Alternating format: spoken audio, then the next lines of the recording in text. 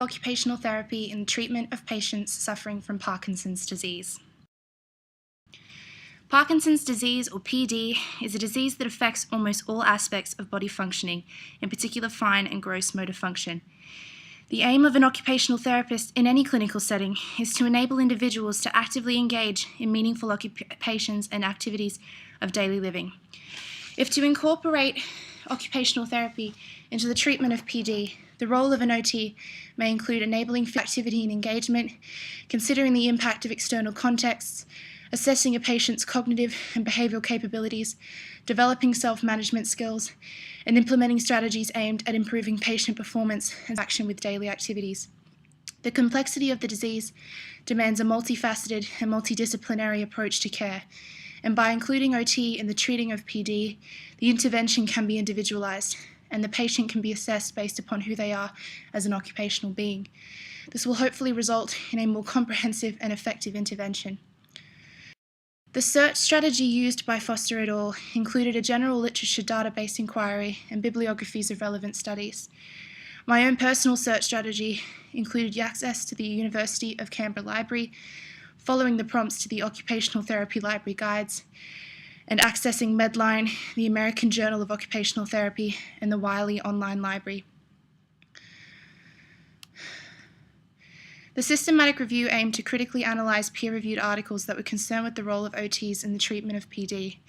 The following question was posed for the purpose of this analysis. What is the evidence for the effectiveness of interventions within the scope of OT practice for people living with Parkinson's disease?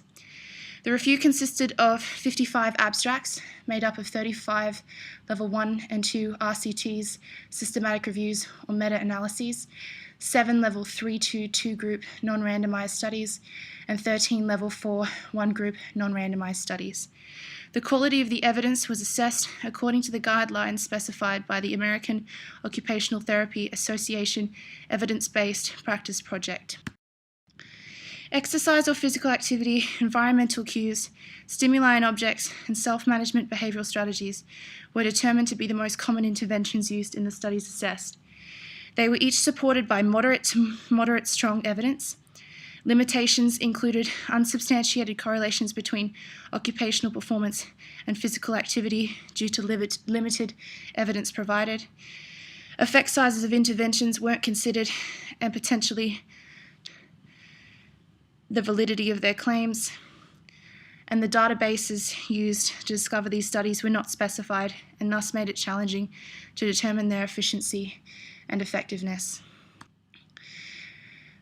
I deemed the first RCT relating to efficacy of occupational therapy for patients with Parkinson's disease as a Level 2 on the NHMRC evidence hierarchy and scaled it on the Pedro scale as 6 out of 10. The study location was in the Netherlands, and it was a clinic and community-based study. The aim was to assess the efficacy of OT in reference to activities of daily living in PD sufferers. The duration of the trial was 3 months, and it was assessed at 3 and 6 months, depending on participant type. There were 2 groups: the intervention group, which included a 10-week home-based OT intervention for patients and caregivers, and the control group, who received no intervention. The clients were assessed on the COPM scale to address self-perceived performance and satisfaction in daily activities. The reported outcomes include improvement in self-perceived performance in daily activities in PD sufferers post-OT intervention. The COPM-P adjusted mean difference was significant between intervention and control. Baseline and post-intervention median score of COPM supported the intervention. There was minimal difference between groups for caregivers. There was clinical improvement between groups in COPM-B with a 1.4 value cutoff, and the comparative values decreased over time, which showed support for short-term impacts of OT intervention. Sources of bias and limitations of the study included the fact that some participants weren't blinded, which could have caused bias. Additional healthcare and rehabilitation services were allowed, which could have caused potential performance bias. The recruitment strategy didn't necessarily reflect clinical referrals. Patient goals were measured at baseline as opposed to progressively throughout the trial. The control group wasn't given an intervention, so placebo effects weren't considered, and there was limited applicability to other countries and other populations. The second randomized control trial was focused on self-management, rehabilitation, and quality of life in Parkinson's disease. I rated this a level 2 on the NHMRC evidence hierarchy and scaled it at 6 out of 10. The study location was in Boston, and it was a community-based trial. The aim was to determine whether or not an increase in the number of hours spent participating in self-management rehabilitation increased the benefits in experience in health-related quality of life via the Parkinson's disease questionnaire. There were 3 groups, all randomly allocated and differentiated by rehabilitation intensity. The first group was 0 hours, meaning no rehabilitation and use of medications only 6 weeks. The second group was 18 hours, which included 2 clinic visits, 1 social visit over 6 weeks, and 27 hours, which was 2 clinic visits, 1 home visit over 6 weeks.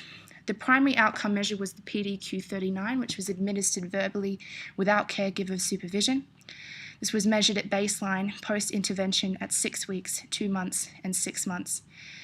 Secondary outcome measures included walking performance, lifestyle activity, functional impairment, personality, and emotional behavior.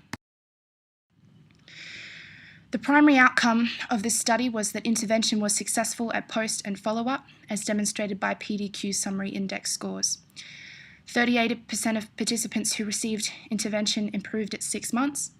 10% of participants who didn't receive intervention improved at 6 months.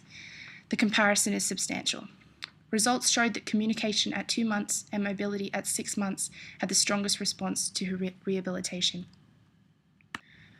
Sources of bias or limitations of the study included the fact that baseline measurements were varied, specific to initial symptoms. This was potentially confounding of variables. However, these variations were tested for nominal data and one-way variances during data analysis. Some assessors and participants weren't blinded, which could have caused potential bias. And allocation was unsealed, which could have caused potential selection bias. The quality of evidence varied across each study. Foster et al.'s study included a large number of level 1 and level 2 studies, but disclosed that the sample size of each study was small. This lowers the quality and validity of the findings. Sturck and Boom implemented a computer-generated randomization and minimized suspected confounding variables in post-intervention. This helped to validate results. In Group 2, which was caregivers, the caregivers part of that group, only 84.1% of participants completed the intervention. This may have impacted on the validity of the evidence.